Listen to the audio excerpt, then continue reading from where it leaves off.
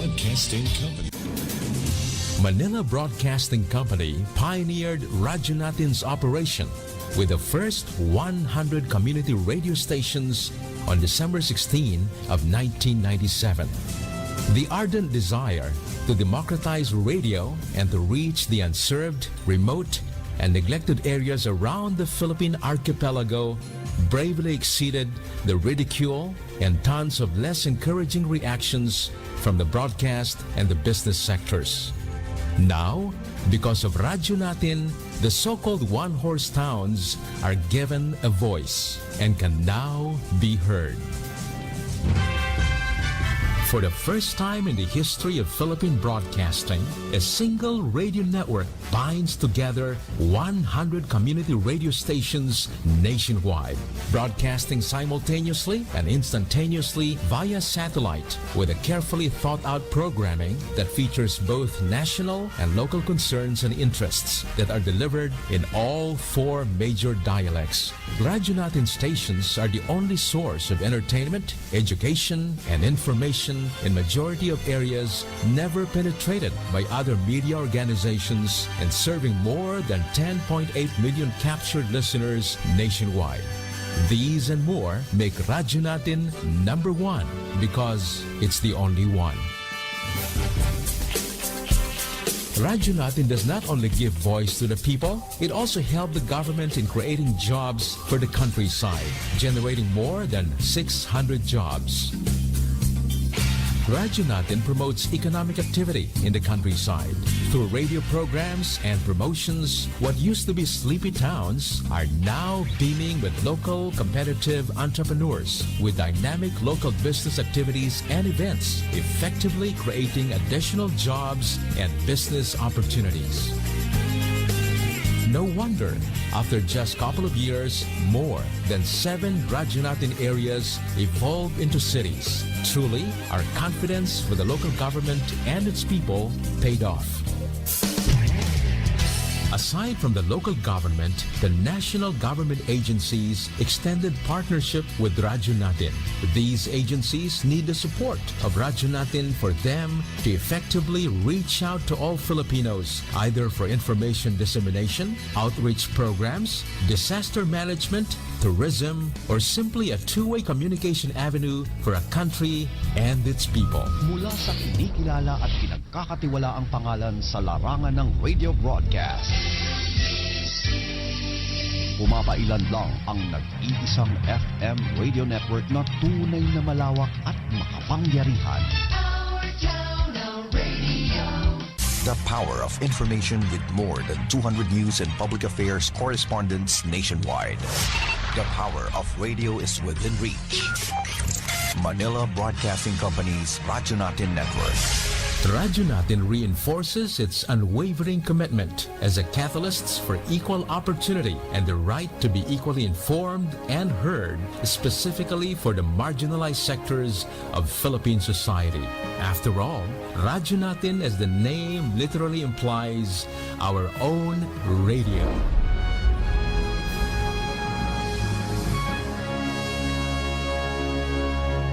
The country's friendly station, Radyo Natin. And the KBP Golden Dove Award for the best FM radio station provincial goes to Radyo Natin Network, Manila Broadcasting Company.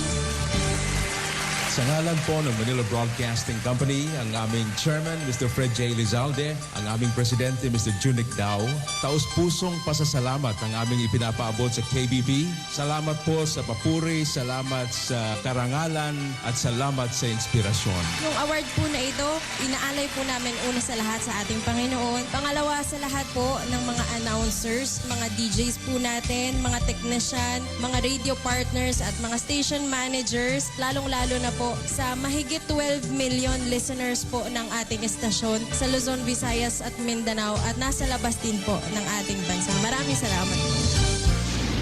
DXTC 95.9 Radyo Natin FM of Manila Broadcasting Company, MBC Media Group is a proud member of the KBP, kapisanan ng mga broadcaster ng Pilipinas, in partnership with the Cotabato Institute of Technology, Foundation Incorporated, KITSP.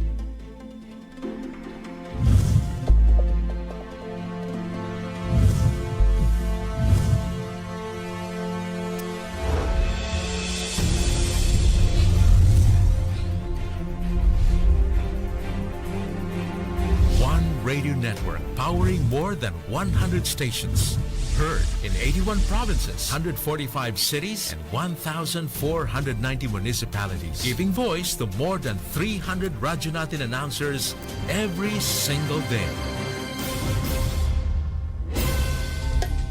7,100 isla, Luzon, Visayas at Mindanao. Iba't ibang tinig. Lain-laing mga pananaw. Lain-lain nga tinog. Magkadurog-dilain na panlantaw. Iba't ibang balita, isang bansa. Lain-laing balita sa usa ka nasod. Lain-lain nga hambal, isa ka puso. Magkadurog-dilain nga balita sa bugos nga nasod. Radyo Natin. Radyo natin. Radyo Natin. Radyo natin. Radio natin.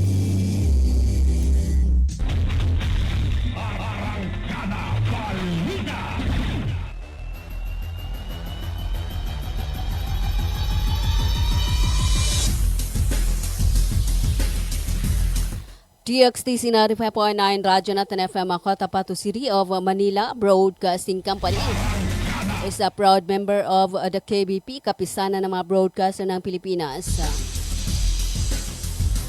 Itama po ay ng mga orasan, ang oras sa buong kapuluan, alas 4 ng hapon.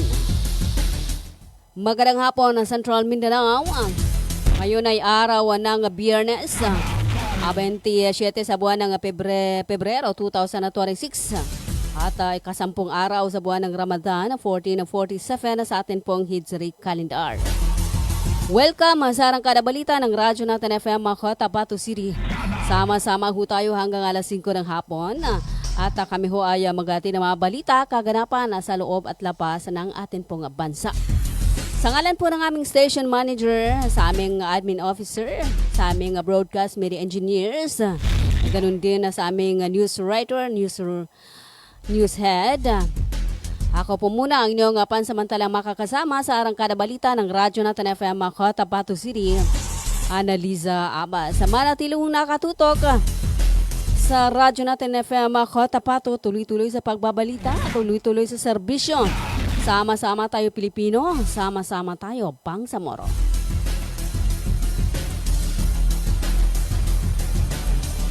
Dalawang minuto makalipas ng alas 4 ng hapon at bago sa atin pong mga balita, dumako muna tayo sa lagay ng atin pong panahon mula sa DOST Pag-asa, Cotabato, hatid ng Ministry of Science and Technology, MOST PARM, na pinamumunuan ni Minister at Member of Parliament Bailing S. Mantawil at sa buong suporta ni Chief Minister Honorable Abdul Rauf A. Makakua.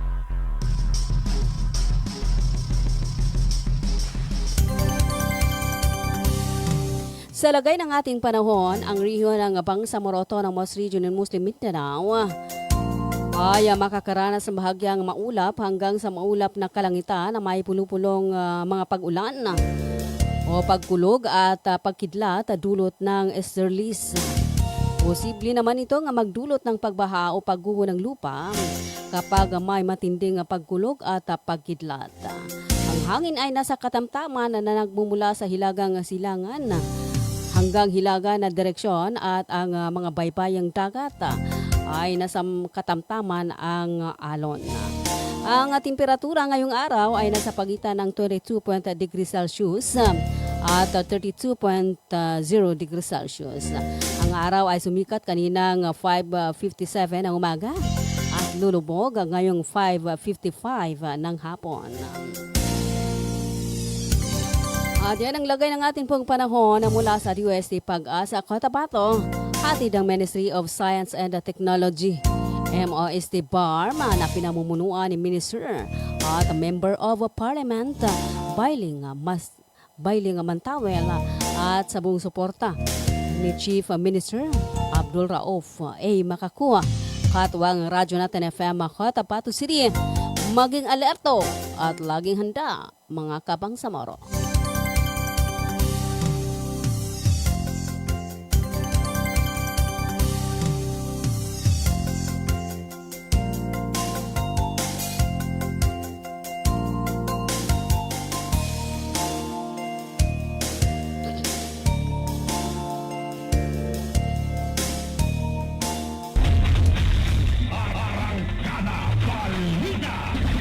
minuto makalipas ng alas 4 ng hapon at kayo pa rin po patuloy na nakikinig sa atin po ng arangkada balita ng Radyo natin FM Cotabato City.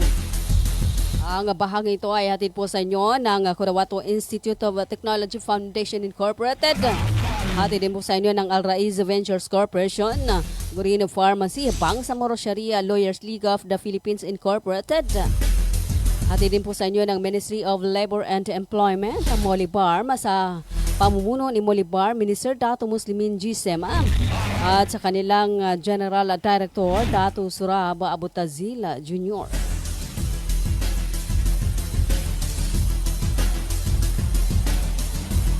Anim na minuto makalipas ng alas 4 ng hapon at narito na ang ating mga balita.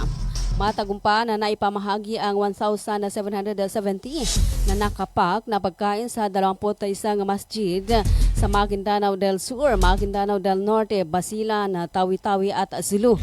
Ito ay sa ilalim ng Food Assistance for Special Traditions of Fast program ng Project Tabang. Ang inisyatibong ito ay nasa suportado ng gobyerno ng Bangsamoro sa pamagitan ng opisina ng punong ministro.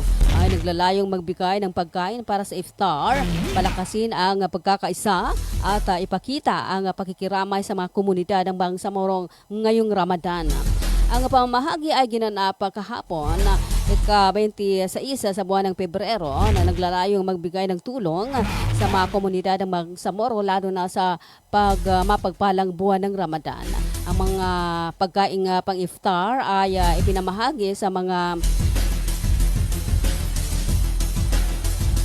siyam na masjid sa Maguindanao del Sur, 5 masjid sa Maguindanao del Norte, 2 masjid sa Basilan, at 3 sa masjid sa Tawi-Tawi at 2 sa 2 masjid sa Sulu.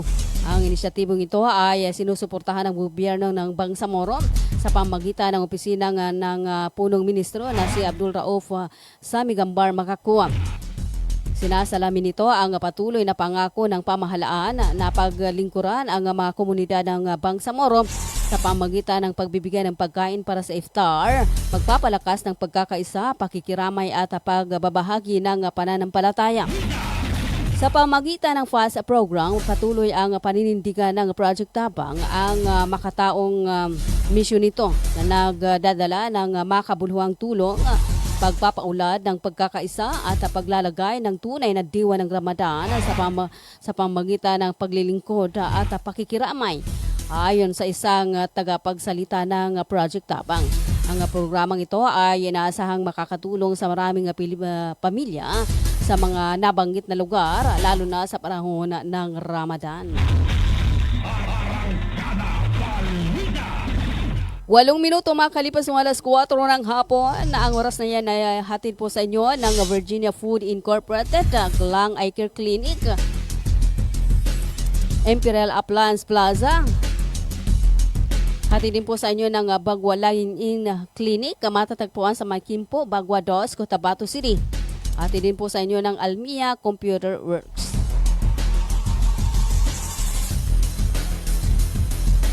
Sa iba pa nating mga balita, nagkaroon ng special na pagdiriwang ng Ramadan sa lalawigan na kung saan nagtipon ang komunidad upang makasama ang mga yatim, magbahagi ng biyaya at magsama-sama sa panalangin. Ayon sa mga tagapag-organisa, ang selebrasyong ito ay paalaala na ang pagkakaisa ng komunidad sa Islam ay para sa lahat. Pinasalamatan ang kilalang tagapagsalita na si Dr. Rizalde Piang para sa pagbabahagi ng kanyang kaalaman tungkol sa benepisyo ng pag-aayuno at kalusugan. Pinagdiriwang din ang mga nagwagi ng libreng umrah package, pati na ang mga nanalo sa grocery at appliance package. Ang nasabing kaganapan ay naisa katuparan sa suporta ng Honorable Governor Ali Mitimbang at inorganisa ng Provincial Budget Office, Provincial Treasurer's Office, Provincial Accountant's Office, Provincial Assessor's Office, Internal Audit Services Office at Office of the Provincial Planning and Development Coordinator. 10 minuto makalipas alas 4 ng hapon at kayo pa rin po patuloy na nakikinig sa atin pong arangkada balita ng Radyo Natin FM Cotabato City. Ang bahaging ito ay atid po sa inyo ng Green Pharmacy, Bangsamoro Sharia Lawyers League of the Philippines Incorporated, Bagwa Lion-In Clinic na matatagpuan sa may Bagwa 2 sa Cotabato City. 10 minuto makalipas alas 4 ng hapon. Samantala, tinapos ng Committee on Amendments, Revisions and Codification of Law sa ang 2 araw na round table kasama ang Central Office ng Department of Education at Ministry of Basic, Higher and Technical Education, MBHTE, hinggil sa Parliament Bill No. 47 o ang Bangsamoro Education Reorganization Act of 2022.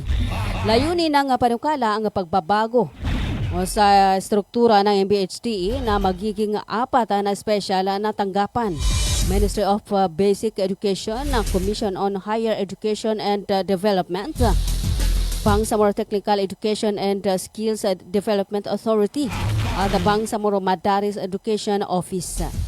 Binigyan din ng mga opisyal ng pangbansang edukasyon ang pangailangan ng mas malakas na koordinasyon sa lahat ng antas upang matiyak ang maayos na pag-usad ng mga mag-aaral mula sa basic hanggang tertiary education. Inirekomenda rin nila ang pakikipagtulungan sa lokal na pamahalaan at NGO sa pati na rin ang pagpapabuti ng procurement system upang tugunan ang kakulangan sa classrooms na itinuturing nilang best practices para sa mas epesyente at responsive na sektor ng edukasyon. Ipinahayag ng mga kinatawan ng MBHTE ang suporta sa mga reforma.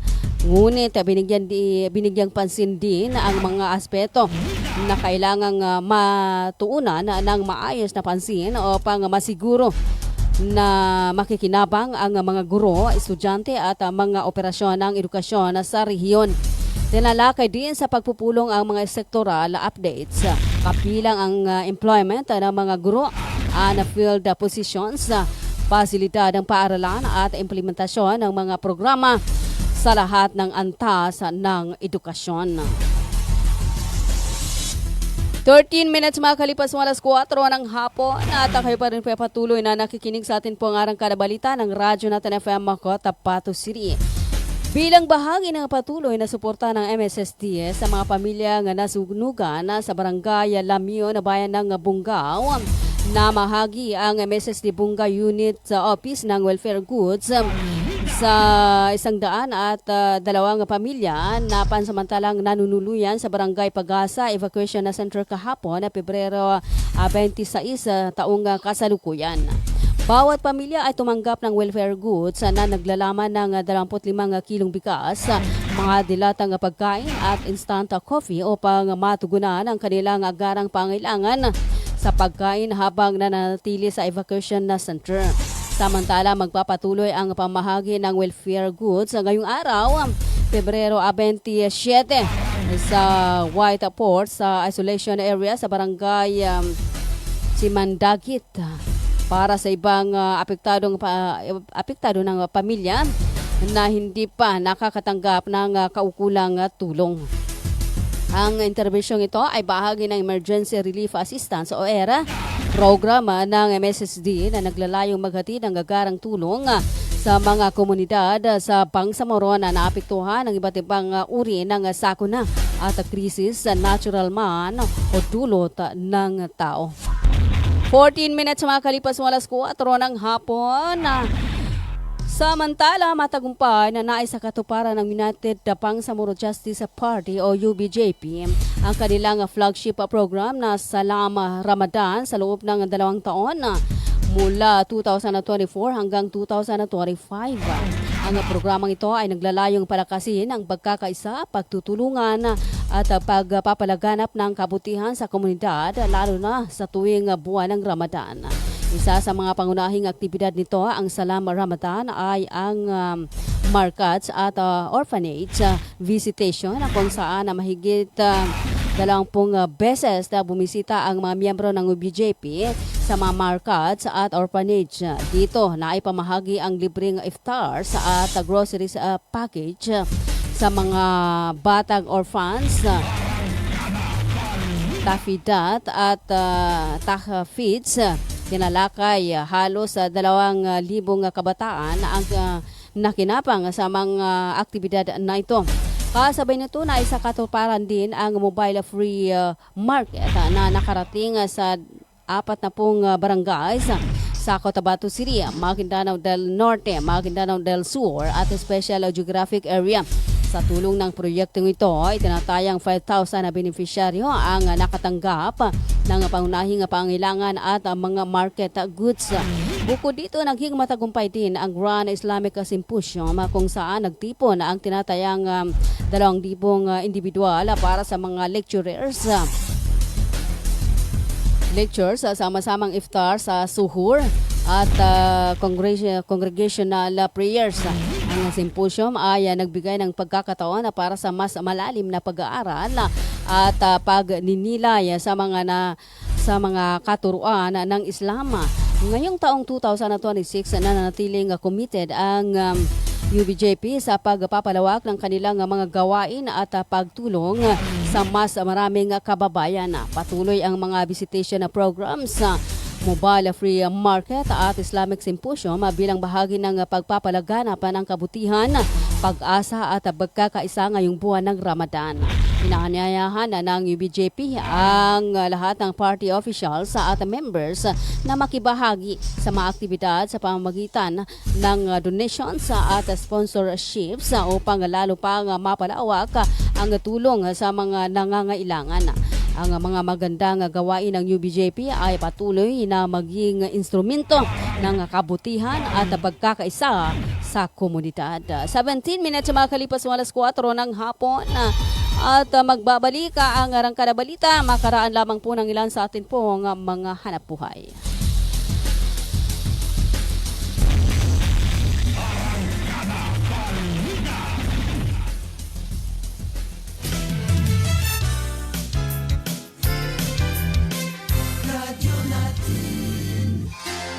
Ang tanggapan ni MP Teng Ambuluto ay nakikiisa sa sambayanang Bangsamoro sa pagsalubong, pagtalima at pagdiriwang ng banal na buwan ng Ramadan. Naway pagpalain ng bawat isa sa panahong ito ng pag-aayuno sa ating pagpupunyagi para sa pagkakaisa at pagbabago. Muli, ipinapaabot ng tanggapan ni MP Teng Ambuluto ang isang mapayapa at pinagpalang Ramadan sa ating lahat.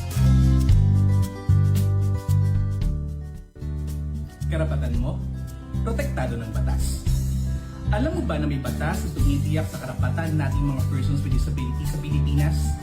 Ito ang Magna Carta for Persons with Disability o RA 7277.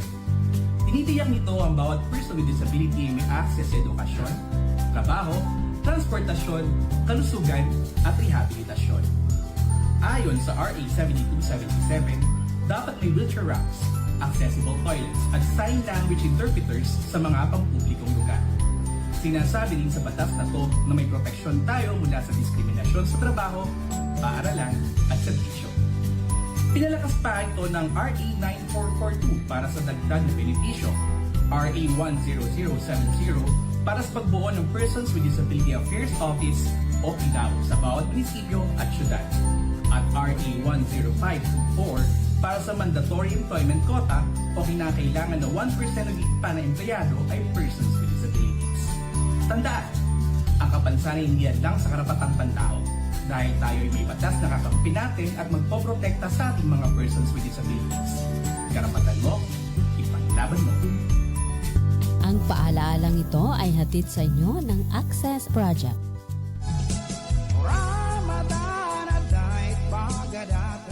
Sumapit na naman ang buwan ng Ramadan.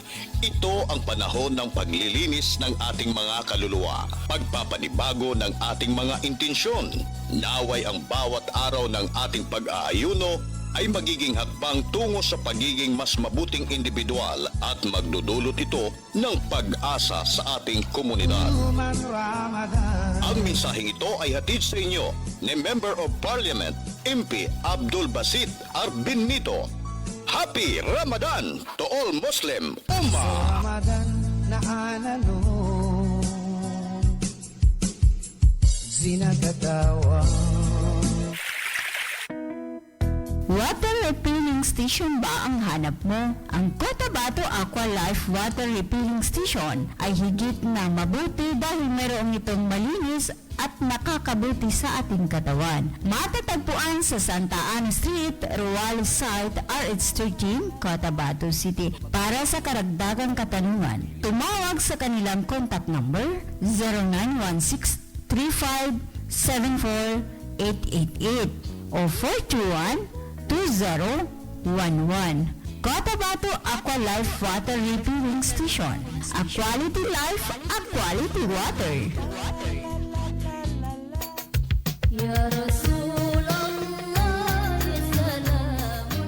Ramadan 1447 message from Ustaz Nurul Am A. Abdullah, Project Manager, Project Salang, Bangsa Moro. Bismillahirrahmanirrahim. I extend the warmest greetings of peace and goodwill to all our beneficiaries, partners, stakeholders, and to the entire Bangsamoro community as we welcome the blessed month of Ramadan. Ramadan is sacred period ordained for spiritual purification, self-discipline, and renewed devotion to Allah. It is a time that calls upon us to strengthen our compassion for those in need. Beyond abstaining from food and drink, Holy Month reminds us our collective duty to promote justice, peace, and social responsibility within our communities. In the spirit of Ramadan, we affirm our steadfast commitment to the principles of moral governance, inclusive development, and sincere public service. The mission of Project Salam Bangsamoro to uplift the living conditions of marginalized MILF combatants through financial subsidies and skills development, thereby fostering progressive and peaceful Bangsamoro communities is deeply aligned with the values of mercy, solidarity, and unity that this sacred month embodies. May this blessed month inspire us to carry out our responsibilities with integrity, humility, and accountability, guided by the teachings of Islam and the aspiration of the Bangsamoro people for lasting peace and prosperity. Let Ramadan be a time of reflection, reconciliation, and renewed commitment to the common good. I fervently pray that Allah grant us peace in our hearts, clarity in our purpose, forgiveness for our shortcomings, and abundant barakah in all our endeavors. May He accept our fasting, prayers, and charitable deeds, and may this Ramadan bring lasting peace and prosperity to our communities. Ramadan Mubarak to all. Ramadan message coming from Ustaz Nurul Am A. Abdullah, Project Manager, Project Salam, Bangsa Moro. Ramadan greetings mula po kay Honorable Johan P. Sinarimbo, ABC President, Municipality of Pahalmudin, SGA, Barm. Bismillahirrahmanirrahim. Assalamualaikum warahmatullahi ta'ala wabarakatuh. Sa pagdating ng banal na buwan ng Ramadan, tayo ay muling binigyan ng pagkakataon upang palalimin ang ating pananampalataya, patatagin ang ating disiplina at pagyamanin ang ating malasakit sa kapwa. Ang pag-aayuno ay hindi lamang pag-iwas sa pagkain o pag-inom ng tubig, kundi isang pagsasanay ng puso at isip upang maging mas mapagkumbaba tayo. Tayo ay magiging matiisin at mapagbigay. Naway magsilbing liwanag ang Ramadan sa ating buhay upang tayo ay higit na mapalapit sa Allah Subhanahu wa Ta'ala, magpapatawad sa isa't isa at magbahagi ng biyaya sa mga taong mas nangangailangan. Dalangin natin na tanggapin ng Allah ang ating pag-aayuno, panalangin at mabubuting gawa ang magiging bunga ng Ramadan at pagkatapos pa po ng huli month of Ramadan. Muli, Ramadan Mubarak sa ating lahat. Yan po ang Ramadan greetings mula po kay Honorable Johan B. Sinarimbo, ABC President, Municipality of Pahalmudin, SGA, Barn. Bismillahirrahmanirrahim. As the blessed month of Ramadan arrives, I need computer parts and accessory shop located at Silsat Avenue, Cotabato City. Extend our heartfelt greetings to our valued customers, partners, and entire the community. May this holy month of Ramadan 2026, 1447, Hijra Islamic calendar bring peace to our heart, patience to our soul, and blessing to our home. May it be a time of reflection, compassion, and renewed faith. We pray that our days are filled with meaningful worship, our night with tranquility, and our efforts be rewarded with abundant blessings. On behalf of the management and staff at INIT Computer Parts and Accessories Shop, located at Silsat Avenue, Cotabato City, we wish you and your loved ones a blessed and peaceful Ramadan. Ramadan al-Mubarak to one in all.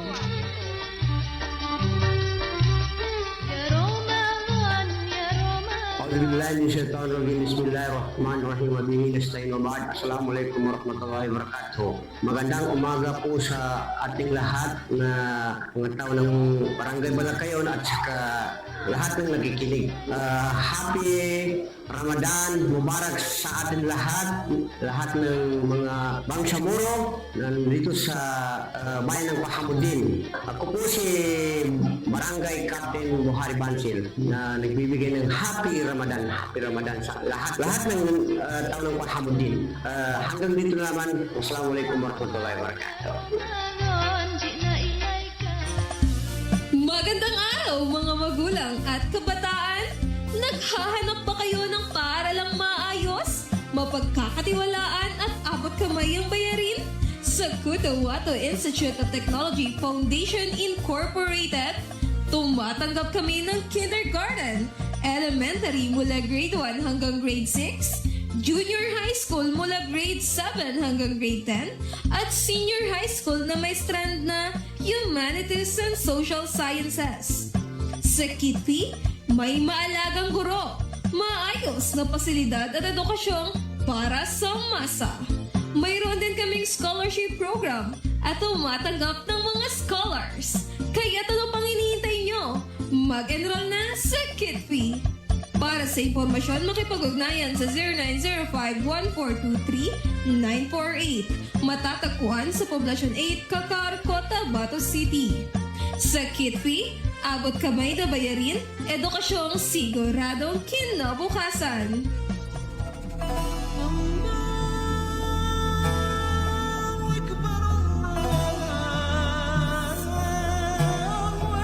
Bismillahirrahmanirrahim. Assalamualaikum warahmatullahi ta'ala wabarakatuh. Isang mapagpalang Ramadan sa ating lahat. Ngayong banal na buwan ng Ramadan, ako si Minister Muslim Insema kasama si Chief Minister Abdurrauf Makakwa ay taos-pusong bumabati sa ating mga kapatid na Muslim, hindi lamang dito sa Bangsamoro, kundi maging sa iba pang parte ng mundo. Ang Ramadan ay isang sagradong panahon na pag-aayuno, pananalangin at higit sa lahat ng pagpapalalim ng ating pananampalataya at pagkakaisa. Naway magsilbing paalala sa ating lahat ang buwang ito tungkol sa kahalagaan ng disiplina, malasakit sa kapwa at pagpapakumbaba. Mga pagpapahalagang patuloy nating isinasabuhay hindi lamang sa ating pananampalataya kundi maging sa ating hanapbuhay at taos-pusong paglilingkod sa bayan.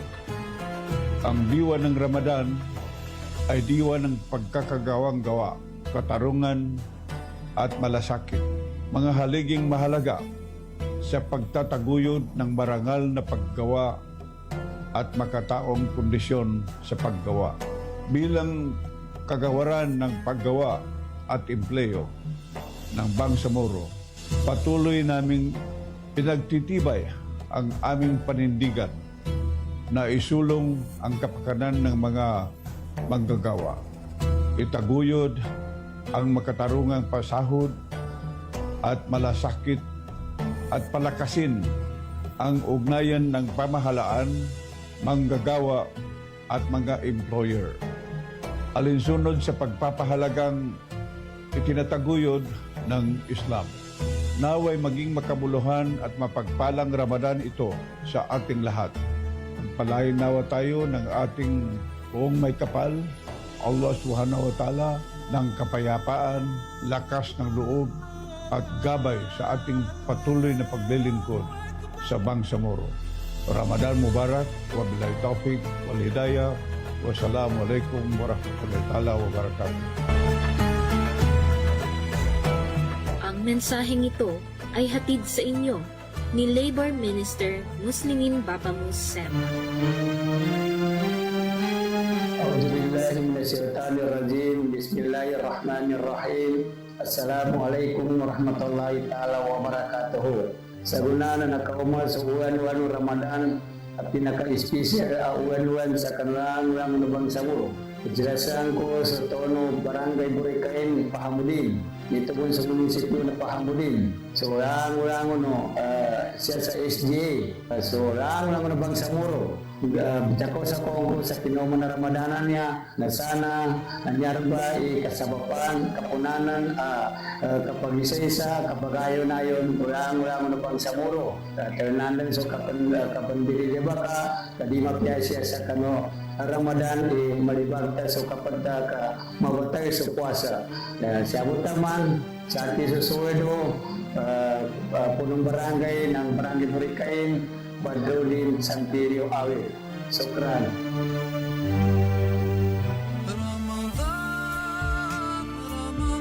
Mga kabangsamoro, ating pakinggan ang mensaheng Ramadan ni Station Manager Dato Rojipay Andong Mangulamas, ang presidente ng Bangsamoro Sharia Lawyers League of the Philippines Incorporated. Bismillahirrahmanirrahim. Sa ngalan ng grupo ng Bangsamoro Sharia Lawyers League of the Philippines Incorporated at ng himpilang ito, ang DXTC 95.9 Radyo Natin FM Cotabato City, ako kasama ang aking pamilya ay nakikiisa sa buwan ng banal na Ramadan. Ang Ramadan ay isa sa mga haligi ng Islam at dapat lamang nating sundin bilang nananampalataya sa reliyong Islam. Ang Ramadan ay buwan ng Allah Subhanahu wa Ta'ala na kung saan ang ating sakripisyo, dasal at pananalig ay siya mismo ang magbibigay ng pagpapala. Sa buwan na ito ay ating ipanalangin na tanggapin niya ang ating dasal at kanya tayong kalulugdan na mapasama sa kanyang paraiso sa kabilang buhay, insyaAllah. Mamagayong tanong, huwag kakalimutan mo, tiyakapan tanong sa mapya, suingan abang sa moro. Wasukran, wassalamualaikum warahmatullahi wabarakatuh.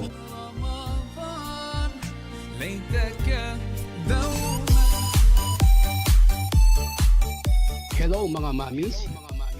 Gusto nyo bang manganak sa dekalidad at libreng paanakan? Halina at puntahan ang Bagwa Lying-in Clinic. Libreng manganak at kasama na ang family planning. Kaya mga mamis, simulan na ang libreng pagpapacheck up. Dito lang yan sa Bagwa Lying-in Clinic. Open 24 hours at PhilHealth accredited. Narito ang kanilang mga services offered. Family planning, IUD insertion or removal, check-up, pill supply, condom supply, DMPA injection, referrals for bilateral ligation, BTL, natural family planning, NFP method, counseling, maternal and child health, physical exam, breast exam, pelvic exam, prenatal care, postnatal care, pap smear, well body care, immunization, breastfeeding, cord dressing, whey taking, safe, normal, spontaneous delivery, newborn screening. For other services, you may please contact our midwife at landline number 557-4422 or a cellphone number 0917-531-6697. Para sa mga karagdagang katanungan, pwede kayong bumisita anumang oras sa Bagwa Lying-in Clinic at hanapin lamang ang kanilang clinic manager. Ang Bagwa Lying-in Clinic ay matatagpuan sa Kimpo, Bagwa 2, Cotabato City. Owned and managed by Madam Fe Camano Mandi. Tandaan mga mamis, Bagwa Lying-in Clinic.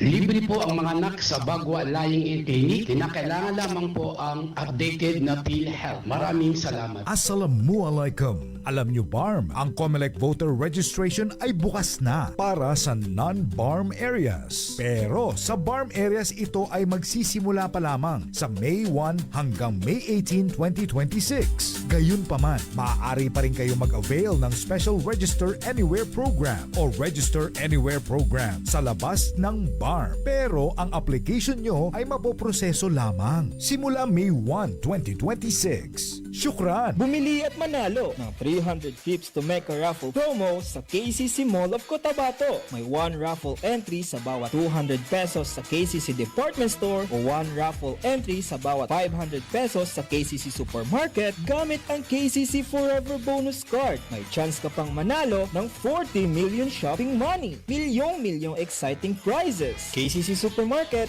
nakabarato. Everything's here at KCC for you. When we crave to have fun, yet our tummies want some, everyone is thinking of a crunch. With grilled chicken inside and if deliciously fried, Virginia crunchy chicken nuggets. Here it is, it's extraordinarily crunchy. Virginia crunchy chicken nuggets.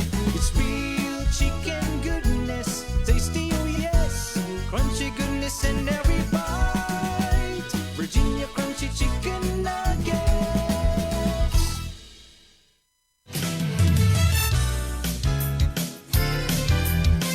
Radyo natin.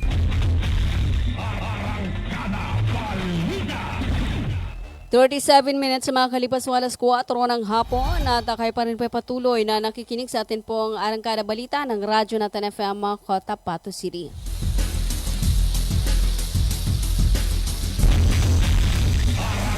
Sa pagpapatuloy ng atin pong mga balita, pinagdiwang ng Cotabato Regional and Medical Center o CRMC ang kamalayan sa kalusugan ng bibig kahapon na Pebrero 26, 2026 sa pamagitan ng isang seremonya ng paggawa ng parangal para sa dentista kaagapay sa ngiting walang humpay TikTok video challenge. Layunin ng aktibidad na itaguyod ang kahalagahan ng wastong kalusugan at kalinisan sa bibig sa pamagitan ng malikhain at pang-edukasyong mga video. Hinikayat ng paligsahan ng mga kalahok na lumikha ng nakakainganyong nilalaman na nakatuon sa wastong paraan ng pagsisipilyo, regular na pagbisita sa dentista at iba pang praktikal na tip para sa paggamit o pagkamit ng malusog na ngiti. Ang mga video ay nagpakita kung paano gumaganap ang mga dentista ng mahalagang papel bilang mga katuwang sa pagkamit ng ngiting walang humpay. Pinangunahan ni Dr. Vivian S. Rial, pinuno ng Dental Department ng CRMC, ang seremonya ng paggawad ng parangal kasama ang mga kapwa dentista na sina Dr. Annelyn Grace si Sabanal Amok, Dr. Sharina Aya Dumama, Dr. Maricel Dia Luces at Dr. Siti Nor Rizmin Apiatiang Usman. Si Ginang Alexa Grace Alonde ang nagwagi na sa competition at nakatanggap ng premyong 3,000 pesos para sa kanyang natatanging at nagpagbibigay ng kaalamang lahok. Ginawag din ang mga premyong palubag loob sa iba pang mga kalahok kabilang pagkilala sa kanilang mga pagsisikap. Lubos na sinuportahan ng Medical Center Chief 2 ng CRMC, si Dr. Ismaila R. Demarin, ang inisyatibong ito na nagpapakita ng dedikasyon ng institusyon sa preventive healthcare at edukasyon sa publiko. Ang aktibidad ay hindi lamang nagdiwang ng pagkamalikhain kundi pinagtibay din ito ang kahalagahan ng kalusugan ng bibig sa pangkalahatang kagalingan na nagpapatunay na sa gabay ng mga dedikadong dentista. Lahat ay makakamit ang isang malusog at may kumpiyansang ngiti. 40 minutes makalipas sa alas 4 ng hapon at kayo pa rin patuloy na nakikinig sa atin pong Arangkada Balita ng Radyo Natin FM Cotabato City.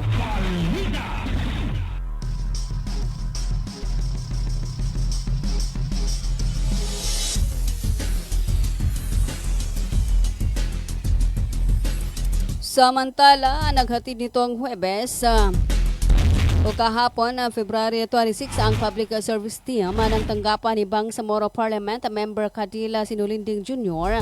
ng mahigit 100 na mga kahon ng mga gamot para sa iba't ibang karamdaman at essential nutrition supplements para sa mga malnourished children sa mga bayan ng Malidikaw, Ligawasan at Old Kabakan sa Special Geographic Area sa probinsya ng Cotabato. Ang pag-release ng naturang medical supplies para sa mga may sakit na residente ng naturang 3 bayan at nutrition supplements para sa mga batang hindi malusog dahil sa kakulangan ng sapat na nutrisyon ay nataon sa banal na buwan ng Ramadan kung saan nagpupuasa ang mga physically fit Muslims mula madaling araw hanggang takip silim sa loob ng isang buwan batay sa lunar-based Hijra calendar. Mismong mga local government executives at mga municipal health officials sa Malidikaw, Ligawasan at Old Kabakan ang tumanggap ng naturang supplies na hinatid na sa kanila nitong Huwebes ng Public Service Team ng tanggapan ng ATC Regional Parliament ni Sinulinding, isang physician ophthalmologist. Maliban sa kanyang pagka-member ng Parliament ng Bangsamoro Autonomous Region in Muslim Mindanao, Regional Health Minister din si Sinulinding, namamahala ng Ministry of Health Barma.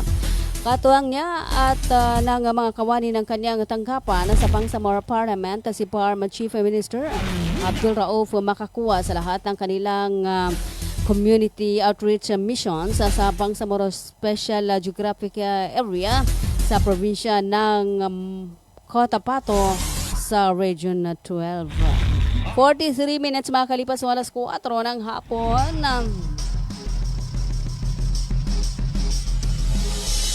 At kayo pa rin patuloy na nakikinig sa atin pong Arangkada Balita ng Radyo Natin FM Cotabato City.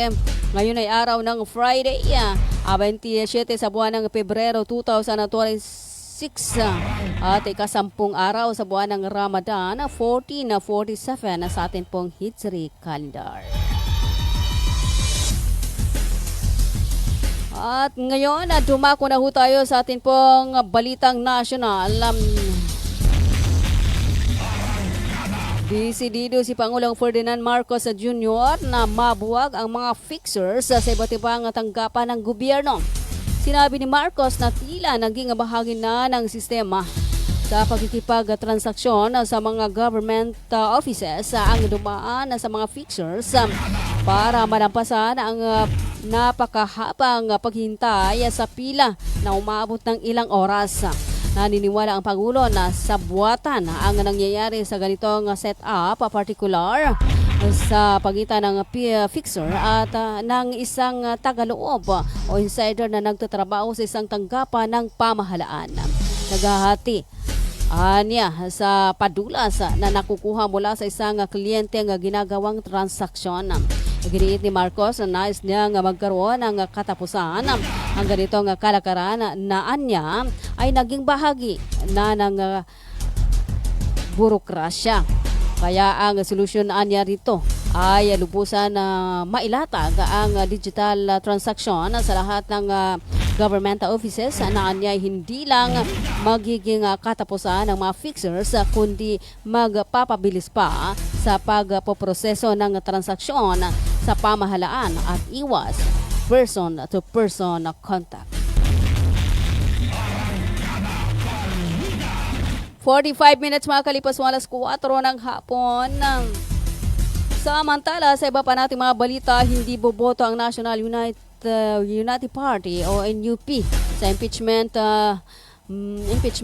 laban kay Vice President Sara Duterte kung walang maipipresente ng bagong matibay na ebidensya laban dito. Sinabi ni NUP Secretary General Reginald Velasco ang nasabing issue laban kay VP Duterte ay naging usapin sa mga nakalipas na pagdinig ng Kamara. Sa kabila nito, ayon kay NUP ay hindi nila hahadlangan ang proseso at nakahanda silang i-assess ang mga bagong ebidensya na maaaring ipresenta habang isinasagawa ang deliberasyon. Ayon sa NUP, kung wala niyang maipipresenta ang mga bagong matitibay na ebidensya laban kay VP Sara, ay mas makabubuting mag-focus na lamang ang Kongreso sa iba pang mahalagang issue sa bansa. Magkagayon pa man ay nanatili ang NUP na bukas para sa evaluation ang mga bagong ebidensya na maaaring lulutang at timbangin kung may merito ito alinsunod sa konstitusyon at panuntunan ng batas sa dagdag panipuno. 47 minutes makakalipas ng alas 4 ng hapon. Sa kaugnay na balita, dumistansya ang Malacanang sa pahayag ng National Unity Party o NUP na posibleng hindi paboran ng kanilang mga kongresista ang impeachment complaint laban kay Vice President Sara Duterte sa Kamara. Nauna nang inihayag ni NUP President Ronald Puno na kung hindi makapagpipresenta ng mga bagong ebidensya mula sa 4 na impeachment complaint ay hindi nila ito susuportahan. Ayon na kay Pala sa Press Officer at Attorney at Communications sa Undersecretary Attorney Claire Castro, may karapatan naman ang mga kongresistang pumili at magdesisyon. Dahil hindi naman sila sinasaklaw ni Pangulong Ferdinand Marcos Jr. at ng administrasyon. Kung ito anya ang makikita nilang magandang dahilan para sa interes ng kanilang partido, ay maaari silang magdesisyon para sa kanilang sarili. Sa tanong naman kung tiwala pa rin ang Pangulo kung may sapat na bilang pa rin sa Kongreso ang kanyang mga kaalyado, sagot ni Castro, bumabase ang Pangulo sa tamang proseso at ebidensya. Sa kabila nito, umaasa pa rin ang Malacanang na isusulong ng mga kongresista kung anuman ang mga ebidensya na kanilang makikita sa investigasyon sa impeachment case ni VP Sara. 48 minutes makalipas ng alas 4 ng hapon. Samantala, sa iba pa nating mga balita, inanunsyo ng Social Security System o SSS na tatanggap ang lahat ng pensioners ng dagdag na 10% na taas sa kanilang monthly retirement at disability pension simula sa Setyembre 2026. Sa ilalim ng 3-year pension reform program, makakatanggap ng dagdag na pensyon ang mga miyembro nito kada Setyembre para sa mga taong 2025 hanggang 2027. Bukod dito, sinabi ni SSS President Robert Joseph Declaro na may 5% increase rin sa death at survivor pension ngayong taon. Nilinaw din ni Declaro na walang magiging pagtaas sa kontribusyon ng mga miyembro nito hanggang 2027. Anya, pagkatapos ng ikatlong taon, ang mga pensyon ay dapat sana tumaas ng humigit kumulang 33% para sa mga retirement at disability pensioners at 16% sa death at survivorship pensioners. Aabot sa 3.9 million pensioners ang makikinabang sa pension hike initiative. Tiniyak ng SSS na malakas ang financial performance ng tanggapan kung kaya walang ipatutupad na increase sa kontribusyon para sa 2025. Inuulat ng SSS na lumagpas sa 1 trillion pesos ang reserve fund nito, kung saan ang kabuang assets ay lumago ng 22.1% at umaabot sa 1.261 trillion pesos mula sa 1.033 trillion pesos noong 2024. Nakitaan din ang pension fund ng pinakamataas na net income na sa kasaysayan na umaabot sa 142.97 billion pesos. Mas mataas ng 58.4% mula sa 90.248 billion pesos noong 2024. Samantala, ang kabuang kita ng SSS ay maabot sa 460.61 billion pesos, tumaas ng 21.4% taon-taon.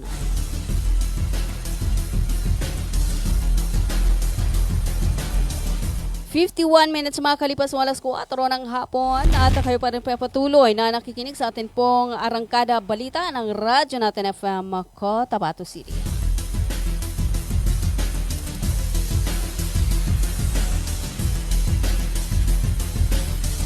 Samantala ay giniit ng dating Commission on Higher Education Chairperson Prospero de Vega III na ang pagpapalawak ng akses sa libreng edukasyon sa kolehiyo ang nanatiling pinaka-epektibong paraan upang malabanan ang kahirapan sa bansa. Sa panayam, sinabi ni De Vera na ang pagbibigay ng oportunidad sa mas maraming kabataan na makapagtapos ng kolehiyo ay maituturing na number 1 na success story ng pamahalaan sa laban kontra kahirapan. Binigyan din niya ang isang estudyanteng nakapagtapos at nagkaroon ng maayos na trabaho na may kakayahan iahon hindi lamang ang sarili kundi pati ang kanyang pamilya mula sa kahirapan. Dagdag pa ng opisyal, ang edukasyon ay hindi lamang pansamantalang tulong kundi isang pangmatagalang pamana o legacy na naipapasa sa susunod na henerasyon. Kapag isang miyembro ng pamilya ang nakapagtapos ng kolehiyo, nagkakaroon ng mas malaking tsansa ang buong pamilya na magkaroon ng mas matatag na kinabukasan.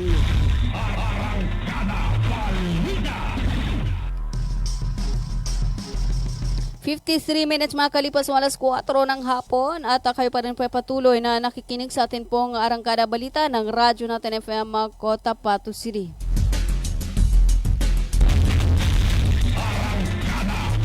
Sa iba pa natin mga balita, naniniwala ang Malacanang na hindi na mababasura sa kasaysayan ng Pilipinas ang EDSA People Power na patalsik kay dating Pangulong Ferdinand Marcos Sr. Ayon kay Palace Press Officer Attorney Claire Castro, hindi mabubura kung ano ang naganap sa EDSA noong Pebrero 25, 1986 at maging ang katapangan na ipinakita ng mga Pilipino at ang pagtanggap sa pangyayari. Diniklara lang ng working holiday ang pagdiriwang ng EDSA People Power. Nilinaw naman ni Castro na pag-aaralan ni Pangulong Marcos Jr. ang panukalang nagdideklarang holiday kada taon ang Pebrero 25.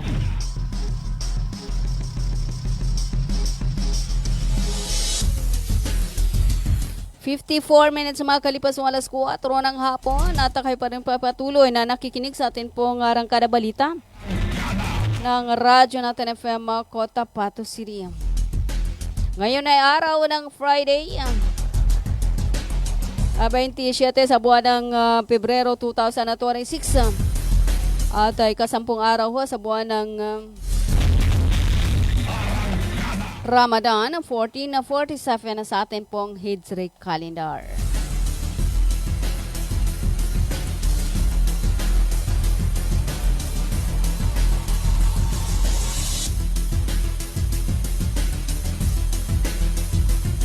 At wala na ho tayong oras sa atin pong Arangkada Balita ng Radyo natin FM Cotabato City. Bago tayo magpaalam, mahilo nga pala sa lahat po ng ating mga taga-subaybay, tagapakinig ng Radyo natin FM Cotabato City. Share and like ang atin pong Facebook, ang Radyo natin FM DXTC 95.9 Cotabato City. At hello sa ating mga kaibigan.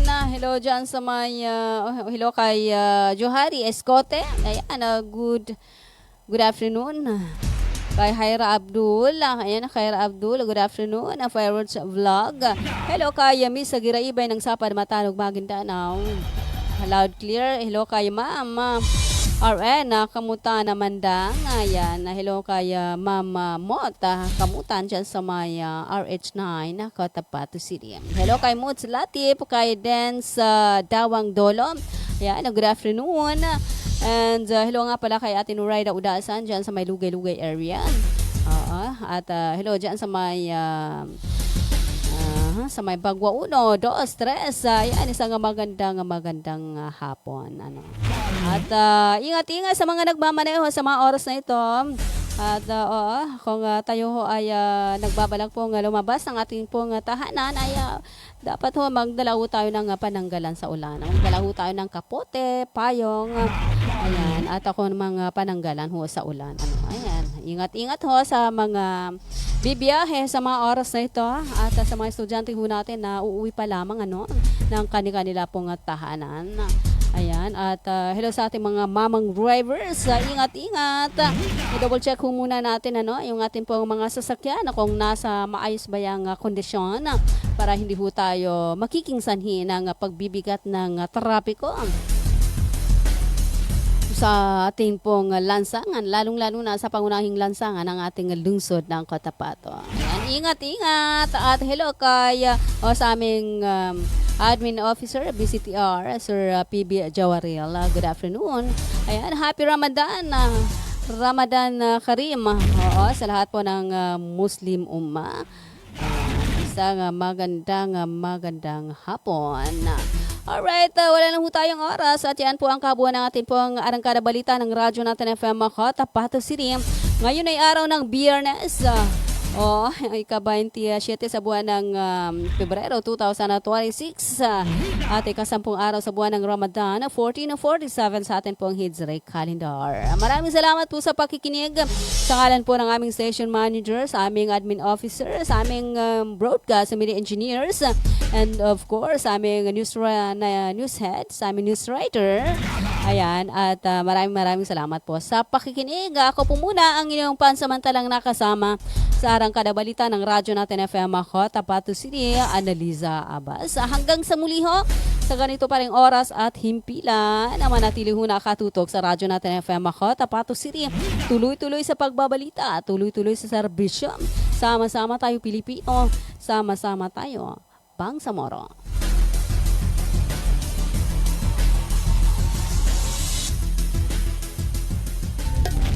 7,100 isla, Luzon, Visayas at Mindanao. Iba't ibang tinig, Lain-laing mga pananaw, lain-lain nga tinog, magkadurot nilain na panlantaw. iba't ibang balita, Isang bansa. Lain-laing balita sa usa ka nasod. Lain-lain nga hambal, isa ka puso. Magkadro ni lain nga balita sa bugos nga nasod. Radyo natin. Radyo natin. Radyo natin. Radyo natin. Radyo natin.